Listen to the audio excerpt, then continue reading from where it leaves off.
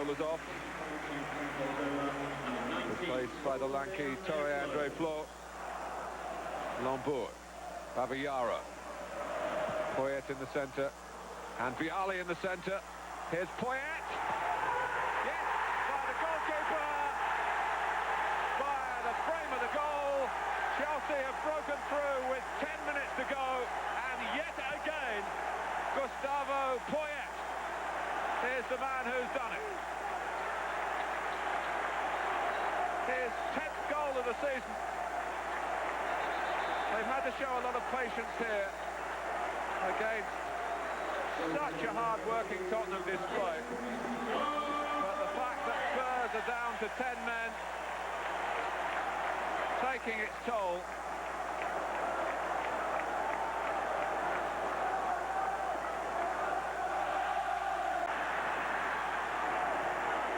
Dan Petrescu has kept it in, and Chelsea's got 3 in the middle. 2-0. Torre Flo. Chelsea have the point.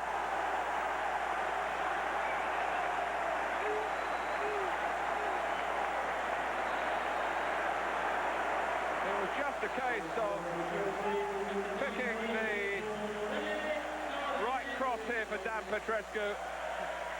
And Torre Flo, who will tell you he's much better on the ground than he is in the air, but he's been finding the range with recent headers. And that earlier miss a couple of minutes ago, all forgotten now. Giving Festa a bit of encouragement. He'll be hoping to run that off. Dean Gordon's cross, and it might come through to Dean here, who pulls it back for Hamilton Ricard. And Middlesbrough are ahead. And the cool Colombian gets his 13th of the season. Old Trafford stunned. Gordon's cross went all the way across. Dean dragged it back. Ricard reacted. And Middlesbrough, who haven't won a league match here at Old Trafford for almost once again. It's going to be whipped in by Andy Townsend. Floated towards Dean. And it comes to Dean Gordon! Oh, what a super strike from Dean Gordon! And incredibly, Middlesbrough go 2-0 up at Old Trafford. He really can hit them, Dean Gordon. And there is the proof. And it's turning in to a rather happy Christmas for Middlesbrough.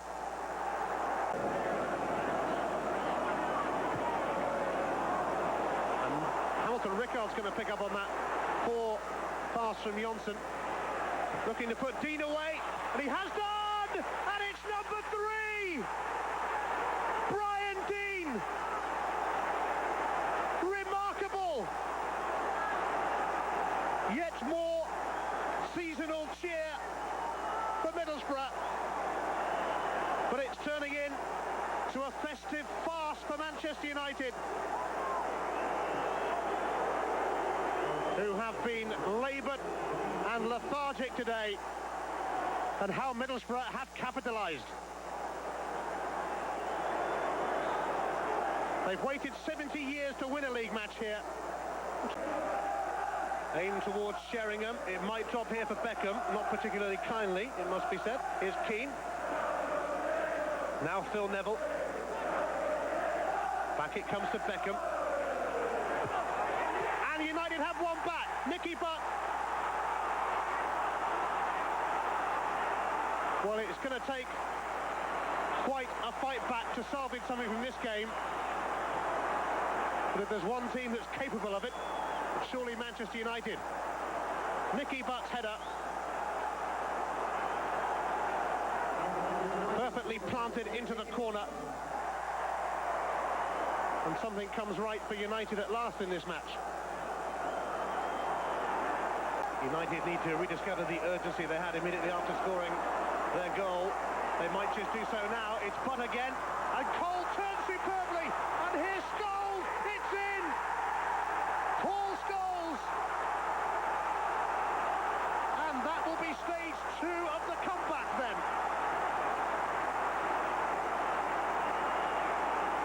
You really can never write them off. It wouldn't happen for Cole, but it did happen for Scholes. And all of a sudden, it's Manchester United 2, it's Middlesbrough 3. Bjornaby with the corner. It'll come for Fowler, couldn't bring it under control. This is Berger! Yes! Patrick Berger lifts the Anfield gloom.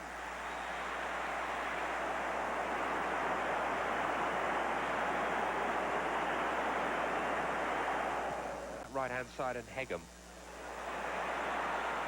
Fowler goes in front of him. Owen stops and starts his run. This is Fowler. Space for Bjornaby. And now this is Owen. This is Owen. That was Owen. No longer 18-year-old Michael Owen. It's 19-year-old Michael Owen. And Liverpool are 2-0 up. One of the rare successes of '98 for Liverpool.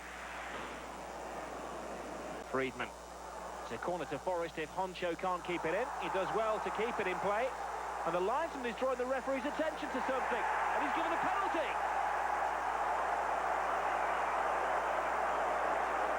And now it's the Forest captain, Steve Chettle. Chettle has scored 1 goal in 4 years. Make that 2. A controversial, nay, mysterious penalty decision, but hit home with a purpose by Steve Chettle.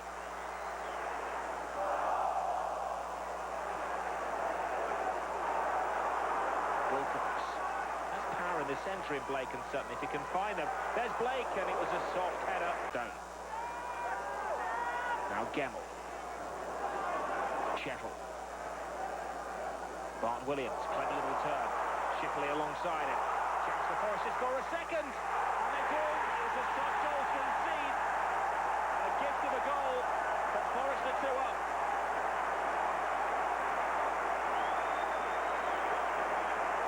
Helped over the line by Friedman, but a lot of the hard work was done by Shipley and Bart Williams. It wasn't pretty, but when you're in Nottingham Forest position, they don't have to be.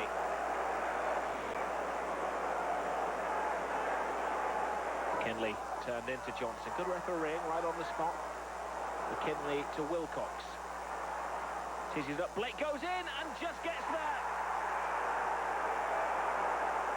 Well, a simplistic goal, but an important one for Blackburn Rovers.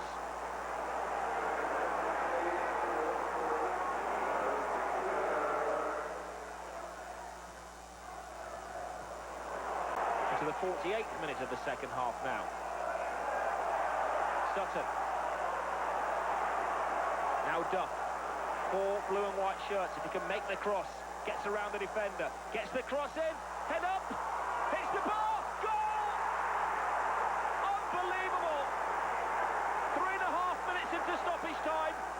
Nathan Blake steals the equalising goal from Dave Besant and a disgruntled, dismayed Nottingham Forest. A cruel punchline. An unbelievable game of football. An ambulance might have been more suitable transport for an Everton side laid low by flu and injuries this week. Walter Smith's men had had 3 wins and a draw prior to their visit to West Ham, but at journey's end they knew they'd face a tough challenge from Harry Redknapp's high-flying Hammers. Everton could at least welcome back Danny Cadamatri from suspension, the 19-year-old, the only Everton player on the pitch to have scored a league goal this season. West Ham's Julian Dix made a rare start, with Neil Ruddock serving a 3-match suspension, and Eyal Berkovic was back from injury after missing the last 2 matches, both of which had ended in defeat. But defeat against Everton never looked likely, thanks to a bright start and an incredible goal. West Ham skipper Steve Lomas ran through midfield before passing to Mark Keller. The Frenchman barely clear of the touchline when he launched this spectacular effort. Everton's defence has been one of their plus points this season, with just 15 goals let in before this game. There wasn't much the defenders could do to prevent Keller's second goal of the season. West Ham controlled the rest of the half, and a clever flick-on from Berkovic should have seen Ian Wright make it 2-0. After the break, Wright had a goal disallowed, apparently for a foul in the build-up by John Hartson. But a sudden flurry from Everton threatened to swing the game, Cadamatri beating the West Ham offside, only to be denied by the leg of Shaka Hislop. But if West Ham thought they'd weathered the storm, they were wrong.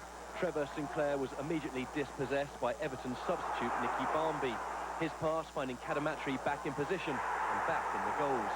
Barmby himself hasn't scored since this same fixture back in January. Cadamatri with his 4th goal of the season, showing older heads how easy it should be. West Ham took the lesson to heart, their response almost immediate. Keller, again the man on the wing, his ball in, definitely across this time.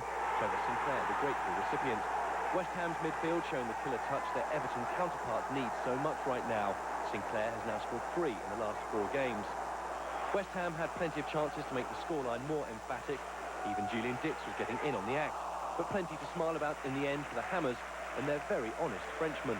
Was it a shot or was it a cross? It was a cross. Yeah. I think I missed it, the cross.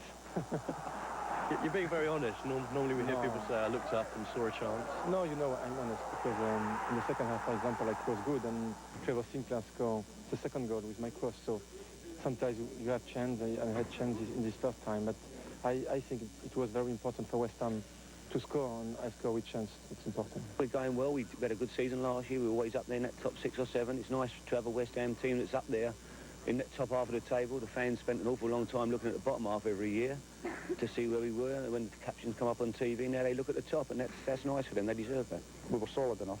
The reason we gave up so many opportunities today was we had to push a lot of people forward to try and get in the game. We were always chasing the game. And, you know, West Ham made 1 or 2 chances after that. But, as I say, the most disappointing aspect of the game from our own point of view was to allow West Ham back into